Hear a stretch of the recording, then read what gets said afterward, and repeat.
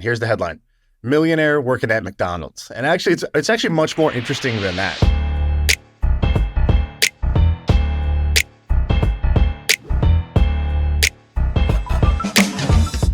This is the story of a guy named Scott. Meetup.com is probably the most popular thing that he made. Meetup is a really cool site. I used it when I moved to San Francisco, joined a bunch of groups, met a bunch of people. It's basically a way to go from the internet to actually meeting people in real life. And so I knew about Meetup. I hadn't even known about Scott. But what I didn't know was the story that Scott, after he had sold his first company, actually went and worked at McDonald's just to kind of reset. And he did that for a while. And now he was going viral because he's kind of doing it again. He didn't tell anybody, but people saw him update his LinkedIn and it said Amazon associate or like warehouse associate or something. Basically, he's back at a Amazon warehouse now, being a pickpacker, kind of minimum wage job again. And people are like, dude, this is not the first time he's done this. He did this with McDonald's 20 years ago. And I found this fascinating and I went down a Scott rabbit hole and I want to talk to you about it. You have some good stuff there too, right? Is that how it caught your eye? Yeah. So basically he grew up, I think in Iowa or Idaho, somewhere in the Midwest. And he grew up there and he saw that Mark Andreessen releases Netscape. And he was like, this is amazing. And so he's like, I'm going to get in the internet. And so in the mid 90s, he starts, I believe, like one of the world's first online internet agencies. I think it was an advertising agency, something like that. He sells it for around $15 million, which is something like 30 million bucks in today's money. And he sells it. And after he sells it, he was like, I've been working for 6 or 7 years at this internet startup. And I work in marketing, but I'm only around like bankers and lawyers and other like yuppie people. That's horrible for my position as a marketer, but also like I feel so out of touch with the people. Here, let's use his words. So he wrote this on his site. You found it back in the Internet Archive, which I thought was great. So it says, why I got a job at McDonald's. I spent a lot of time with bankers, lawyers, internet freaks, and corporate wonks, and other people living strange lives. As a good marketing guy, that's a bad thing. And as a practicing anti-consumerist, that's a bad thing. So I got a job at McDonald's to help get back in touch with the real world. Also, after 6 grueling years of the internet whirlwind, I wanted to experience a profitable, well-oiled, multi-billion-dollar machine, and I deserved a break today. And then he goes and works at McDonald's. And he even talks about, he shows his application. He goes, I just walked in off the street. It was at like 5th and Broadway in New York City. I walked off the street and he's like, the manager was like, so are you used to like working with teams or something like that? And Scott was like in his blog post, he goes, yeah, I was honest. I said, yes, I am used to that. Yeah, he goes, I was truthful in my interview. He asked if I can handle a fast-paced, intense environment. I said, yes. He looked at my resume and asked about my current part-time job as chairman of iTraffic. I said, it's an internet thing. He said, okay, and then asked me for my waist size for the pants.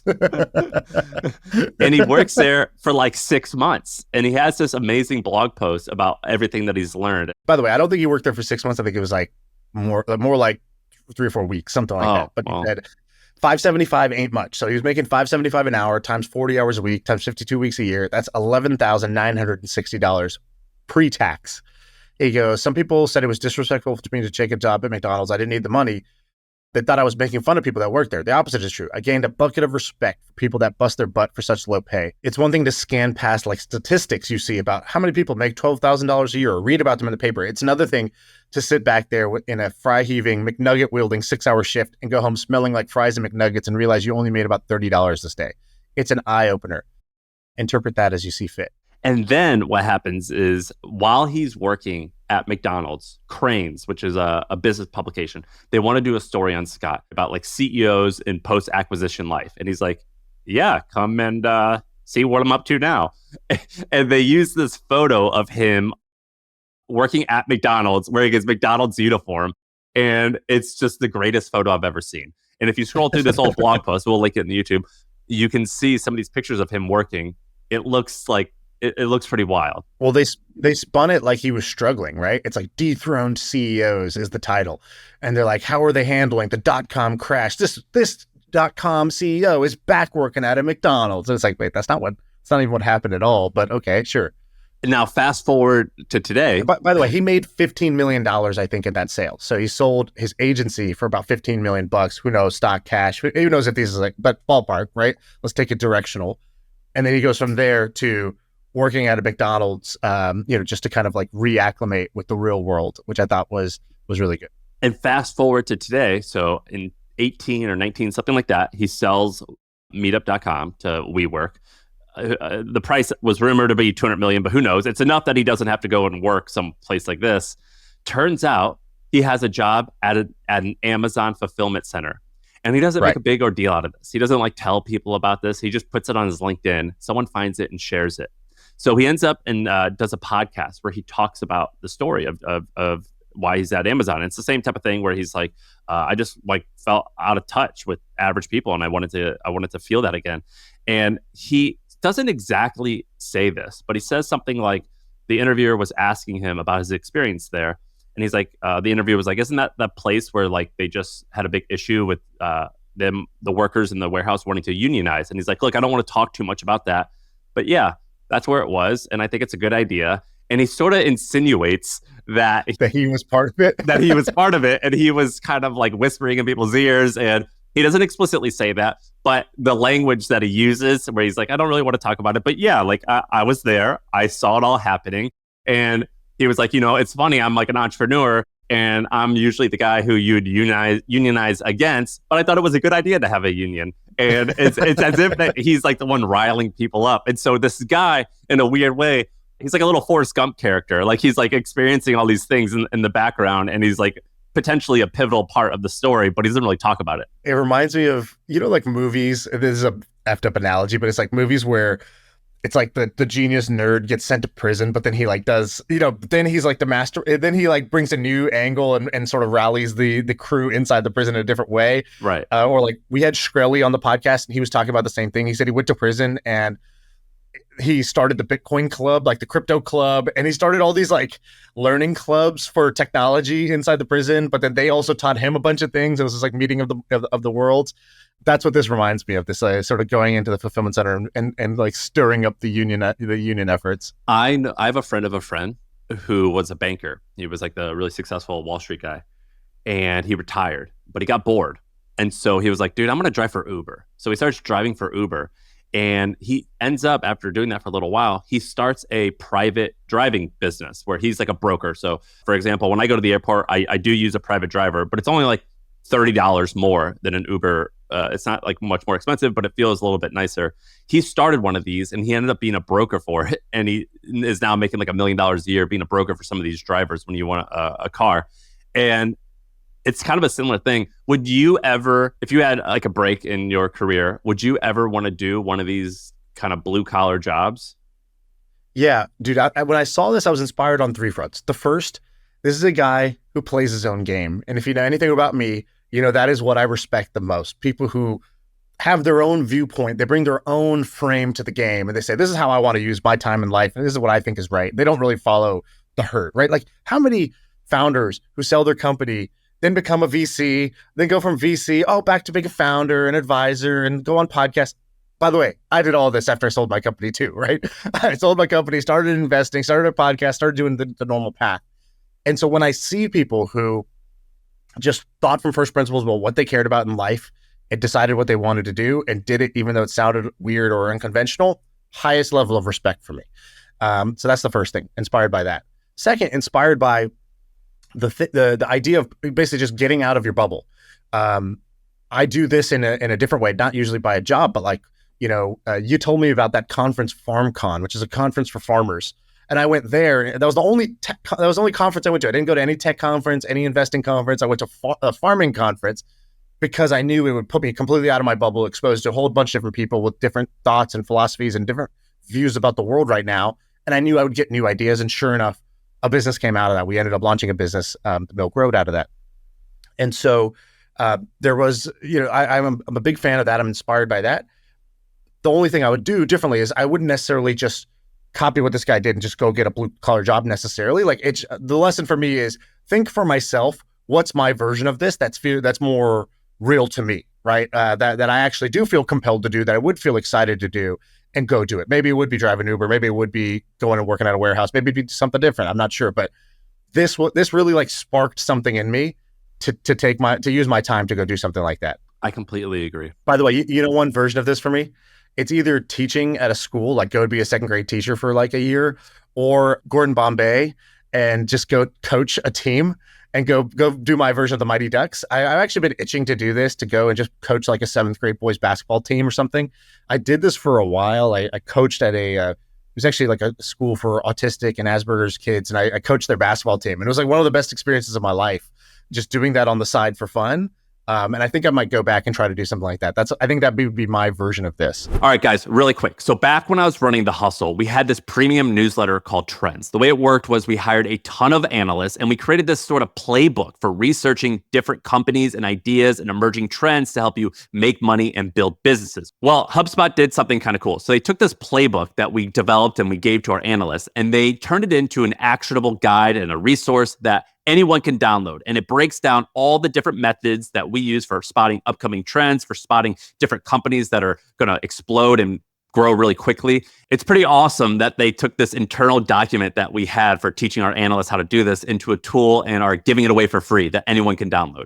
So if you want to stay ahead of the game and you want to find cool business ideas or different niches that most people have no idea they exist, this is the ultimate guide. So if you want to check it out, you can see the link down below in the description. Now, back to the show. Dude, a few weeks ago, I emailed this high school asking if they need like an assistant track and field coach. Right. And I was so pumped up about it. I'm like, this is so filling. This is awesome. The best is when they're like, you're not qualified for that. Well, yeah, I honestly was a little nervous about that, but I get like the hours and like what they demand of me. And I'm like, that's a lot of work. That's a huge commitment. So like my inspiration like really quickly like lowered down. So I got to figure out if I'm going to do it. Can we finish Scott? Because there's more of his story that I think is pretty interesting. So he's born in a big family, and like you said, sort of middle of the country. I think Illinois or something. And we just named 3 different I states, by the way. Illinois, Idaho. Sorry. I'm from there. And somehow we offended all of them by grouping them all together. All right. So he's the youngest of 5. His siblings are like 20 years older than him, just kind of the way their family dynamics worked. And so he's the youngest by like 15 to 20 years. And he starts his first business when he's 9. Do you know what it's called? No, what? Scott's Slave Service, which a 9-year-old can get away with, because he's basically saying it's free labor for my siblings. And so he's like, hey, whatever tasks you got, I'm yours. I will do whatever tasks you have. But he gets the entrepreneurial bug there, starts learning to code. His first job out of college is actually at Sony. And he tells Sony, he's like, hey, this is like 94, 95. He's like, the internet's going to be a thing. And they're like, okay, kid, like whatever you say. And he's like, no, you should have like a website. And they're like, all right, well, if you want to build one, go, have at it. So he ends up building the first website for Sony.com. And he realizes pretty quickly, he's like, okay, this ain't it. He also, in 93, had started one of the first internet shows, so one of the first podcasts, essentially. He started his own radio show on the internet, which is called Advertorial Infotainment. And he was basically questioning consumer culture. So he considers himself sort of an anti-consumerist in many ways. So he does that. Then he does the first thing, which was that business we called iTraffic, which was a media buying agency. And he was joking around, like at the time, there was really no media to buy on the internet yet, but he knew people are going to want to advertise on the internet. This will make websites have a business model. So let's do this. He sells that thing for 15 million-ish. Which, by the way, that doesn't, I mean, it's so obvious now. Yes, he's right. But that's pretty wild to like be that bold in 94, 95 to make some of these predictions. He nailed them. He was 100% right. And he knew that because when he was a teen, and again, he's 20 years younger than all his siblings, he's got a lot of alone time, and he's basically spending it, programming just for fun. And he's just becomes convinced that like computers and the internet, like this is where it's at. Then he does the McDonald's thing. And by the way, do we want to read a few of his like blog post takeaways from his McDonald's thing that you sent me? I thought this was really good. Why I don't, we had to use Web Archive to find this post. He took it down. I wish he didn't. Yeah, it's fantastic. Well, we still got it. We'll show some of the pictures on here. He's got like a picture of like his burn from the fry machine and stuff like that on his arm. But like, here's one of them. So he goes, number 4, nobody thanked me. I worked hard. I got paid peanuts. I even ate McDonald's during my food break, deducted from my pay. It was intense. The cash register was complex. The people want their food now. The lines get deep. The McFlurry must be made just right. I was trying hard and I was doing an okay job. Now, I've been a leader and a manager for most of my life. I've had plenty of crap jobs, but I've been the boss for the past few years. And I faithfully read Fast Company magazine and my Harvard Business Review, and I've read that countless times that the value of a leader or manager showing appreciation for people's effort. However, my instinct has been often that showing appreciation really isn't too necessary or good for people. They just take pride in a job well done, and they can read my mind and see the appreciation. Well, From day one at McDonald's, I was yearning for someone just to say thanks, or you're even doing okay would have been sufficient. But no, neither management experience nor reading about management teaches this lesson in the same way as feeling it, being an underappreciated employee. So I read that a few hours ago when I was getting ready, and I went and messaged a bunch of employees, and I said, "You're doing great. You're doing great. You're doing okay." Because this is, everyone should go and read this post. This is awesome. This is a very inspiring thing. Yeah, he talks about the dollar menu and a bunch of things. Okay, so he does that. By the way, if you look on this page, he left his phone number in the photo of the application. I texted him. I'm going to try it. Well, I'll try to get him on. Yeah, I would love that. Scott, come on. That'd be amazing. So then he has this next period where he's like, he's got 30 ideas. He's like, what do I want to do next? He's got 30 ideas. And have you read the story about kind of how he narrowed that down to 2? Was it the September 11th story? Yes, exactly. So he lives a few miles away from the Twin Towers. And so September 11th happens.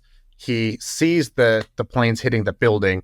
And I think the story was like he was kind of on the rooftop of his building, or he's outside of his building. And it was the first time he had ever met any of his neighbors. Like, he'd been living there for a while. He just didn't know anyone. And now that they were all outside and they're seeing this crazy thing, they're all talking, they're meeting. And he was like kind of struck by, man, I really live a pretty like solo life and I'm just on the internet.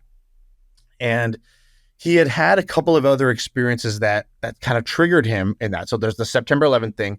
A week later, he reads this book called Bowling Alone. And I guess this book has a big impact on him because he then ends up giving this to every meetup employee. And Bowling Alone was just basically a book about statistics. And he's honest. He's like, I didn't even read the whole thing, but he's like, the beginning of the book makes a very clear point that more and more we're doing less things with other people, which the less interaction you have with strangers causes you to trust strangers less, which then causes you to spend less time with them. And it's this terrible cycle that we go into. And he's like, then he notices in his own life, he's a big fan of this band called Luna.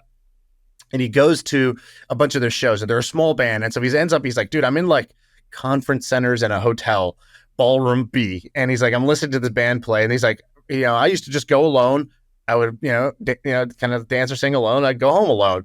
He's like, but soon enough, I started to see some other faces there that were the other regulars. So like, there weren't many of us who were big fans of this band, but he's like, we still didn't talk to each other that much because it wasn't clear that it was okay to go talk to each other.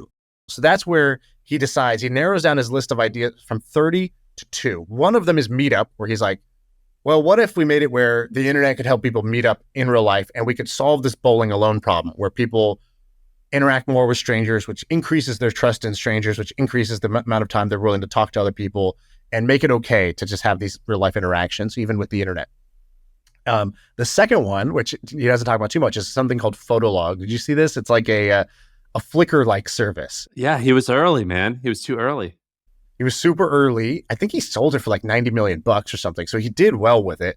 It was like the biggest social network in certain countries around the world, but then Flickr came out and Flickr was growing faster. And then the next wave of social networks came out. I saw him describe it as Instagram before Instagram, but I didn't know that it was that financially successful. That's amazing.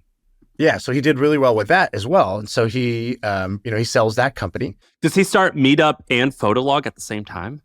That's a good question. I'm not sure if it was the exact same time. I know they were, somewhat in tandem. They were sort of like, either same time or very close to each other. And so he does Meetup. Meetup starts growing, and then he makes a pretty controversial move, which is he decides not to make Meetup's business model just ads. He's like, no, I'm going to charge people for the service, which at the time was like very again, he goes counter to the mainstream of what everybody else was doing with their websites at the time.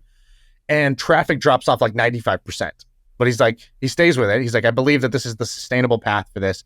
He's like, the people who are organizing these meetups, they should pay a fee because they're the ones kind of hosting it, getting the value. It'll keep the quality bar high. So let's do that. And he survives the big 90% drop in usage, and Meetup becomes a profitable, sustainable business. And it goes on for a long time until they sell to WeWork for, I don't know, 150 to 200 million bucks.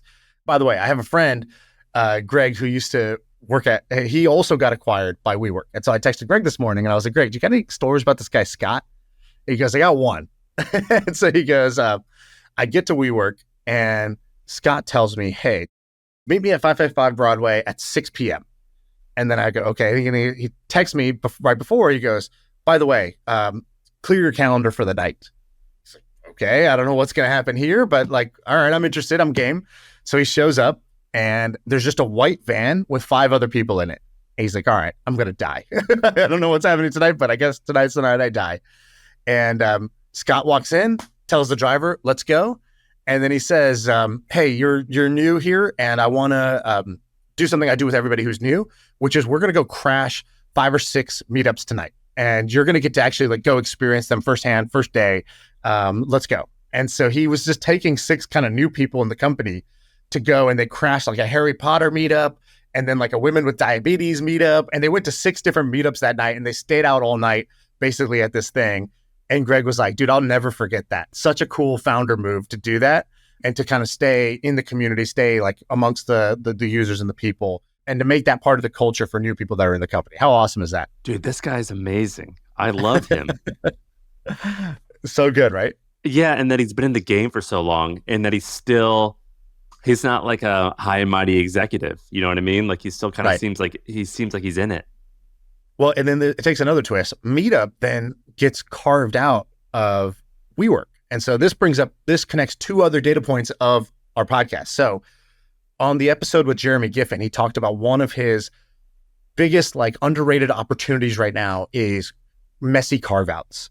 What he meant was that sometimes there's companies that an acquisition happens, and usually like either, a year later or so, the company realizes that, hey, of all the assets, they didn't really want one of the assets, or that the company that acquires it starts to go south, and this good company they bought is embedded inside of a bad company. And this is exactly what happened with Meetup. So WeWork buys Meetup for, I don't know, $150, $200 million. But then WeWork itself becomes, a dumpster fire. But Meetup was still a good asset inside of this dumpster fire. And so here comes a guest of the pod, Kevin Ryan, who's been on the podcast, came in and actually bought Meetup for peanuts out of that sale. I remember looking, I didn't have like the finances at the time to be able to afford it, but someone was like, hey, do you want to get in on this? And I was like, yeah, this is like super interesting. Actually, on the podcast, I think you shared the numbers, right? Yeah. And I didn't think that it was going to be Kevin Ryan. It was a bunch of like, I'm not even in the ballpark to be able to afford whatever it was. But I was like, maybe I could throw in just a small amount of money to like a group of people who are trying to buy it. And I thought it was very interesting. And then lo and behold, the man, Kevin Ryan, comes in. And if he comes in, like, to me, he's a really good signal. Something is interesting here. So he bought it, and then they put in a CEO. They turned it around. It's like profitable, and they just did a great job with it. They got it turned out to be a great investment for them. Is it a big business, or is it just like a pretty good business that's just not automated, but like we'll see what happens. It'll grow 15% a year, maybe. Yeah. So, it's all relative, right? So it's a better business than any business I've ever built. However, in the grand scheme of things, I know what question you're asking, which is like, is this some sort of rocket ship type of crazy $1 billion business? I don't know. I don't think so. It looks like it's a slow and steady, profitable, cash flowing business that's good for humanity. So in that sense, it's an awesome business. Yeah, I think this guy's the man. I think he's absolutely awesome. You should listen to the podcast. It's called Internet Misfits, I think, that he was on. And he's the definition of an internet misfit. And he talks a little bit about his time at Amazon. He's a cool guy. This guy's really fascinating. He's a fascinating dude. I've recognized this guy forever. When you and I were just getting going the internet, that was when Meetup was in its heyday. And I would go to so many meetups. I actually started my event, HustleCon, because of meetup.com. I created a small meetup event on meetup.com. I got a lot of free users that way. That's how I built my email list. I love meetup.com. I like this guy, Scott. We gotta have him on board. Yeah. By the way, Internet Misfits, that's a great podcast name. If we didn't have such a cringe name, that could have been ours. That would have been a great name for us. Let me, can I tell you about a different story? Yeah. Sort of actually similar to Scott going to McDonald's. So have you ever heard of, you're weird with your pop culture. I don't know what you do and do not know because you don't know many things about pop culture. Have you ever heard of Rosie the Riveter? No. So basically in the early 1940s, America goes to war. All the men between 18 and 35 go off and serve the war. So there's this huge need for manufacturers or workers in manufacturing plants to go and create like B-17s, like these bombers or whatever we're making. Not only just what we were making before, but now we have to make all these weapons and all these supplies. they needed to get young women, who never worked before, to come and work in factories, and they needed to make it look cool. And so they had these ads like, if you can work an electric mixer, you can work a drill. And so they would like do all these like things to get young women to entice them to come into the workforce. And then Westinghouse, which at the time was like a huge manufacturing company, they created this campaign called Rose. The name of the character was Rosie the Riveter, and the ad says, "Yes, we can." And it was like, yes, young women, you got to come and do this. You owe it to your country, and you're a strong young woman. You should come and do this. And so at the time before the war, I think something like 2 million women worked. After that campaign went live, it was something like 20 million young women went and got jobs. And so it was very like a women empowerment type of thing, but also like push America forward. And so it was incredibly effective. And by the way, you should see the ads in the 1950s. It's called Back to Normalcy. And it was like, what does Rosie do now that the war is over? And it's very much like, we're going to sell you this refrigerator. And there's all these ads like, what should Rosie do with strawberries on a summer day? And it's like, make like a strawberry shortcake. So it's like pretty crazy how who was paying for these ads? Is this the government? Or the first part made me think it's the manufacturing companies. Both. But then why would they pay for Rosie back to the kitchen? I don't understand that part. Well, because I mean, obviously, like sexism, but like when the originally it was Westinghouse and a bunch of other manufacturers did these campaigns to convince women to come work for them. But then also the government, it's propaganda is what it is, but it's like good propaganda where they would do this stuff. It's like, we all have to do this together. And so the government did it as well as private companies. And so the company that did Rosie the Riveter was it's called Westinghouse. It was a large manufacturer. Rosie the Riveter, by the way, is one of the most recognized images in American history. And it's in the Smithsonian. It's like a big deal because it was like a turning point for American feminism, things like this, but also like the war. You should see the ads in the 50s when they're like, all right, the men are back to normalcy. That was the campaign, was back to normalcy. But the reason I'm saying this is back then in the 40s and 50s, we were kind of booming with manufacturing. In fact, have you heard of the Rust Belt? Have you heard that phrase, the Rust Belt? I have heard that one. That refers to where I'm from, Missouri, places like St. Louis, Cleveland, Chicago, things like that. Before it was called the Rust Belt, in the 50s and 60s, it was called the Steel Belt because that's where we manufactured everything. And then the name changed to the Rust Belt, meaning all these old rusty factories that no one uses anymore. And so that's actually how the name came to be. Now, where I'm getting with all of this, there's this company that is called Blue Forge. They created this ad that is the best ad that I've seen in years.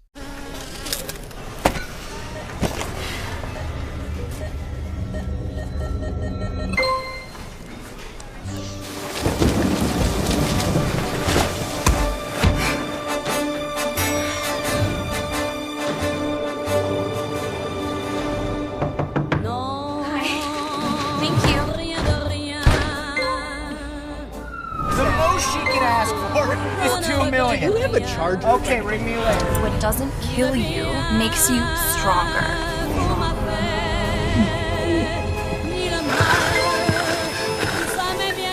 Blue points, thank you.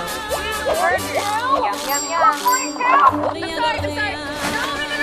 my car right now. I sincerely apologize. Yes, we are taking your feedback very seriously.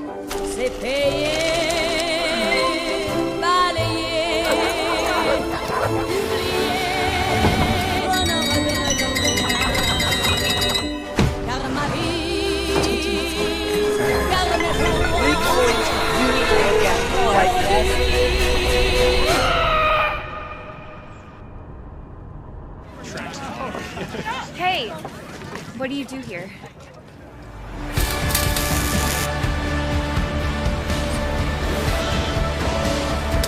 Get a gig that's built to last. And so the ad is basically all about this gig economy and how it like crushes your soul. Because when Rosie the Riveter, they call them Rosie the Riveters. That's like the women who are working in these factories. They interviewed a bunch of them when they were older, and they were like, we built this B-17, which is a large bomber, and we saw it roll off the manufacturing line, and we had so much pride. We were helping America, but also we were working together to achieve this task. We felt amazing about ourselves. Now, this ad basically shows like when you're driving Uber and things like that, you feel shitty. You have people complaining. You're not working towards a common goal. And so this company, Blue Forge, it was put together, I think I believe the Navy funded it. And what they're trying to do is to convince young Americans to go back to manufacturing jobs, or they don't mean to do this, but it sort of does it, go back to trade jobs. So basically things where you work with your hand to rebuild manufacturing in America. And I saw this ad and I did a little bit of research on what's going on with like the reindustrialization of America. It's incredibly fascinating. This ad is so good. And it's trying to make these manufacturing jobs, which don't even exist that much right now. But if they do exist, they're like unsexy as shit. Like they're not cool. And what this company is doing is they are trying to make it look cool, and they are totally succeeding. And you're seeing this a little bit with Anduril. You know Anduril? Yeah. So Palmer Lucky's defense business in Orange County, where it's cool again to work in factories. It's cool again to make stuff. And I 100% buy into this premise. And I think it is so great. And I was thinking about like different ideas and things like that. But a really simple one, if you refer someone to some of these jobs, you can earn up to $500. And so it's actually like a pretty interesting opportunity. If you just Google like trade jobs or manufacturing jobs, you go to the websites, they kind of look silly. They're not like that enticing. There's no like sex appeal, which inherently like these jobs I think are quite romantic. Like it is really cool. You can make them seem and appear really cool because I think they actually are. And a lot of them will pay $30, $40 an hour, depending on what it is, particularly the trades, which are incredibly popular right now with Gen Z on TikTok. But I just thought this ad was so awesome. Yeah, it's an amazing ad. It just shows kind of like, do you want to spend your whole life running around doing tasks for other people, basically being a delivery person, and then the doors open and the manufacturing is happening, and it's like you could step into here and really build something, and it's a really, really well done ad.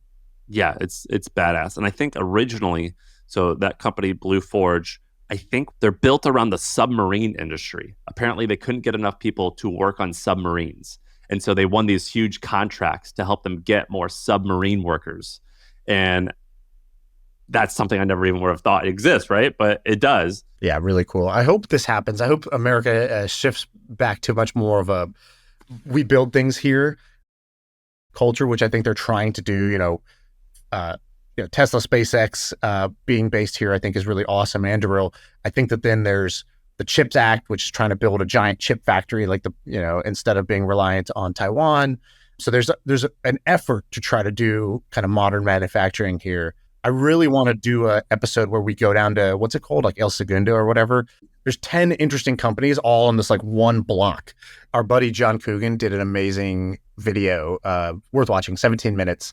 And it's basically, he goes to this area of El Segundo where he's like, you got SpaceX, Radiant Nuclear, Varda, ABL Space Systems. There's like a whole bunch of companies like all in this one area. And he went and he hung out with them. He took a camera and a crew out there.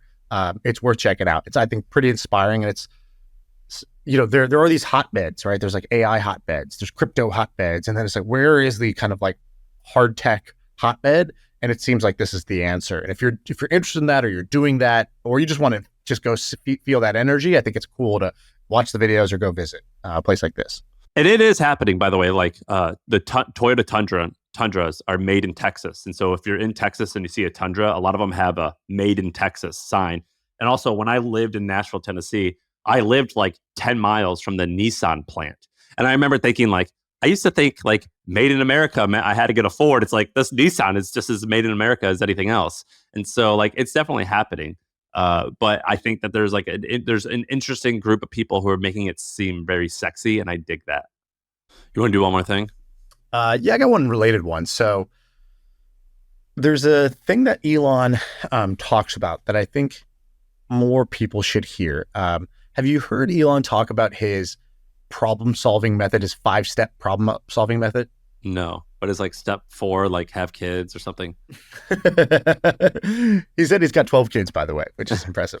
So he talks about the last one was Lex Friedman talking about it, but he's said this many times over the years, which is a good signal because it's kind of like more fundamental to his philosophy. He's been talking about it for a while. And Lex asked him, he goes, how do you engineer great things, right? You're building rockets that can land on themselves. You're building the best electric cars on the planet. you just did the Neuralink chip in the guy's brain, and now the guy's like playing Civilization, using his brain to control the computer game. Like, is there some like general process you do that works this? And Elon said the following 5 steps. He goes, step 1, question the requirements. And all of this was born out of pain, by the way, of not doing this. He goes, so, question the requirements means, do we need to do this at all? If we need to do this, how exactly do we need to do this? Like, before you go in and just build the solution to the first prompt that people have of like, oh, we need X, we need to do Y, right? He, instead of just immediately jumping to it and saying, I can build it, I could do it. It's you first really drill down and you try to make the requirements as true and simple as possible. So you try to figure out what is actually needed.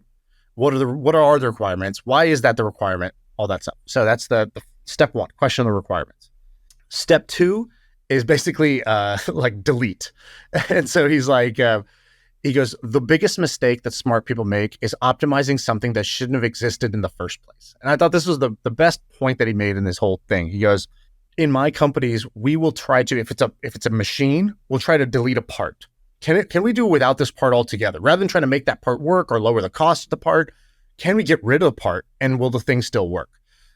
If it's a process inside your company, instead of trying to optimize the process, what happens if you deleted the process? Or there's a role in the company, could you delete the role? And what he says is that just like the government always adds new rules and regulations, and that's why the tax code book is this thick, and actually it's because we add far more than we ever subtract. And this happens in big companies too. In every big company, you add people and processes and more requirements to every single thing. Very rarely is there any like trash cleaning function that gets rid of the bottom 20%. We're willing to add 20%. We're very rarely willing to get rid of 20%. So he talks about how when you remove, he goes, this is a limbic system override. He goes, because our brains are wired so that we are kind of hoarders by nature. We're afraid to get rid of something because we're worried something bad will happen. And then if you ever get rid of something and 1 time out of 10, you really needed it, and it turns out that removing was a bad thing, when we add it back, our brain basically inflames right away. And we're like, oh my God, see? And we overcorrect. And then the next time we're way more hesitant to get rid of something just because we all remember that one time that we got rid of that thing and we ended up needing it. And, by the way, I'm going on a family vacation. My wife is like, literally, like, I told her, I was like, I think you're trying to take our house and just bring it with us on vacation. Like, this is not how packing is supposed to go. And she's like, well, we might need this one thing, or we can't get rid of that. And I'm like, I'm watching my wife pack. I'm listening to this Elon thing. And I'm like, this is true, not just in business, but in life, which is that we will always remember the one thing that we decided to remove that we needed, even though 9 out of 10 times you could have got away with it. Dude, but I think he removes too much stuff. Like, I have a Tesla. Sometimes you don't even need to like switch into reverse. Like, it automatically does that. And you also don't have any buttons. It's just a screen. I want the damn button. I don't want the damn screen. You know what I mean? He removes a lot of stuff. I mean, look at the iPhone, right? Most successful product of all time. When they came out and they removed the keyboard, people were freaking out. Then they removed the home button. I remember being like, you got rid of the home button? Are you nuts? Like, this is crazy. And they got rid of the home button. And then they got rid of the port. And then they got rid of this, right? They keep the best companies in the world actually do this. The thing he says, he goes, we measure basically if we are not adding back at least 10% of the time, the thing that we removed, either a process in the company, a role in the company, or a part of the product, a feature of the product, if we're not adding back at least 10% of the time, that means we have not been removing enough. And so that's his benchmark. And he goes, that is the only, like, we set that as a target in the same way that when you set goals, and you're any good company, if you set goals, you do not want to hit the goals 100% of the time, because that means you were being way too cautious with your goals. You were not being ambitious enough. Nor do you want to hit your goals 0% of the time, because that means you were being way too unrealistic about your goals. And so most people, like at Amazon, they were saying when we worked there, they're like, you want to hit 70% of your goals. 70% of your goals means you're stretching enough, but you're also not overstretching and being unrealistic about what you're going to achieve, and building a culture of missing disappointing expectations. And so Elon talks about that as like step 2 is to remove the thing. You look like you got a reaction to that. I love it. It's hard to do. Like, not only do I know people react negatively to that at like any company I've been at, because I've done the same thing, I react to sometimes negatively of like, well, it's working. Why break it and remove it? You know what I mean? I agree fundamentally with it. It's very challenging to do. Simple but hard. Exactly. There's other steps in the process. So he talks about, then you want to simplify, then you want to, automate. Automate is kind of the last step, basically, of the 5 that he talks about. He's like, I can't tell you how many times I've done this backwards. I start off trying to automate a process, and then I try to, speed it up. Then I try to simplify it, and then then he's like, basically at the end, I realized I just needed to remove it in the first place. It wasn't even the right thing. Then I finally questioned the requirement last. He's like, I got tired of doing that wrong so many times that I made this as my process so that I make sure I don't fall into that trap again. And there's a famous story of the Tesla manufacturing plant where he tried to create basically a robo factory right off the jump. He's like, oh, why do we need to do all this? We'll just automate the whole thing. And they basically almost killed the company by trying to overdo the automation at the start rather than doing that at the end of the process. Dude, that's pretty fascinating. I'm not a fan of Elon's personality. I'm a huge fan of his work. I like to read these old books, like particularly about the Gilded Age and all these industrialists. And I'm reading one about Andrew Carnegie, who's one of my favorite guys to read about. And he was a really big deal because back then, no business people would ever talk publicly, or they would write publicly about this. And he wrote a book, and it was considered groundbreaking that one of these rich guys actually shared ideas. It's compared to now, it's the barrier to entry is so low for sharing ideas. It is pretty awesome that we get to learn and get all these good insights to people who are doing amazing and big things.